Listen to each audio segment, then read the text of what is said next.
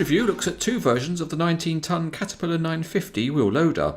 The 950GC is aimed at emerging markets, and it is Tonkin model number 10010. The 950K is the standard version of the wheel loader, and it is Tonkin model number 10007. Both models come in plain outer shipping cartons. Yes, it's competition time! So we'll open one of the boxes. Which will it be, the 950GC or the 950K? Make your mind up and place your bets. 950GC or 950K? Well, it's incredibly exciting. Will it be the 950K? Will it be the 950GC?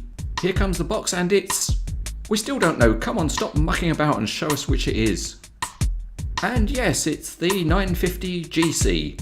If you chose that, award yourself a bagel. If not, your punishment is that you're not allowed to go to the toilet for a week. As with other Tonkin Caterpillar models, the box includes a card which has a good photo of the wheel machine and some technical details about it. Pulling out the insides of the box, then the model is contained within a one-piece former that's got plastic poppers to keep it together.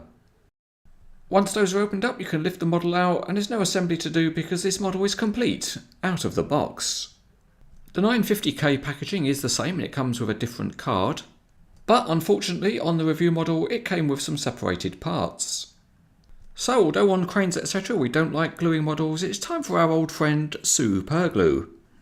The first part to refix it is a handrail, and pliers are being used because it's a little bit difficult to actually get it in place with the existing handrails outside the cab. But with a steady hand it's possible to get a satisfactory repair. The other broken part was one of the light stalks, and again with a bit of super glue, it's an easy enough repair to make. One word of advice though is to be careful using super glue, because you would look pretty silly walking around with a wheel loader stuck to your thumb for the rest of your life.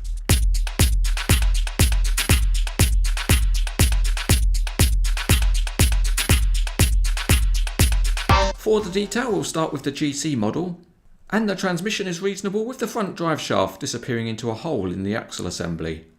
The wheels are detailed and they have very nice rubber tyres. At the rear, the exhaust pipe doesn't have a full hole. There are small grab rails, but there are no side grills. At the steering pivot point there are no hoses or drive shaft, but there are some very small detailed graphics. Outside the cab the mirrors are plastic and the interior detail is reasonable with the cat logo on the seat back. Outside the cab the metal handrails are thin and there are good textured walkways. At the front the axle is complete and the inside of the wheels has some shape. The loader arm mechanism has some hydraulic hoses, but the two big rivets on the loader arm are not present on the real machine. At the front the metal rock bucket is a reasonable casting. The 950K version has lots of detailed differences.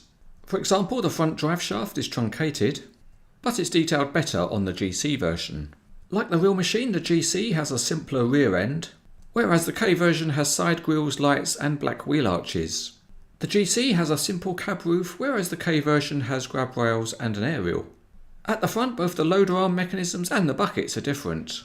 In fact, there are numerous differences between the two models, and it's good that Tonkin has not compromised and used the same castings on both models.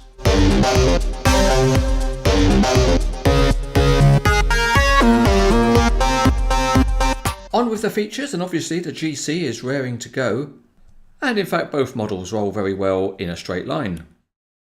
Looking underneath, the steering across the pivot point has been implemented very well because it's nice and stiff, so any pose can be set.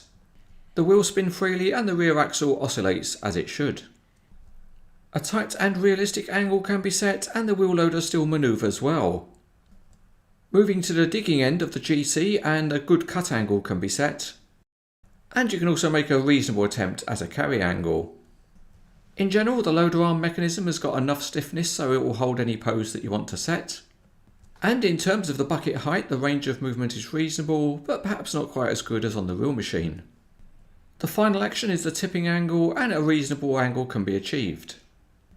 Moving on to the K version, it does perform a little bit differently. The cut angle is good, but there's pretty much no movement in the carry position. However, it does perform better at raising the bucket. It goes up high and achieves something close to what the real machine can achieve. With the bucket up, the tipping angle is moderate. The difference in the two bucket heights can be seen by comparing them in profile. Time now for the genuine imitation real life test. And here we have the 950K loading a road tipper with sand. As you can see, the bucket is easily high enough, and the smooth one-handed bucket control makes it easy to discharge the load. So, full pass marks for the operator that time. So let's now use the 950GC to tip rocks onto a stockpile. And what a ridiculous, pathetic mess that is. I said we were going to tip rocks onto a stockpile, now do it properly. Yes, that's much more like it. This is another pair of decent wheel loaders from Tonkin. And it's interesting that even though they are of similar sized machines, they are actually two completely different models. Overall, the details and features are just about good enough to highly recommend them.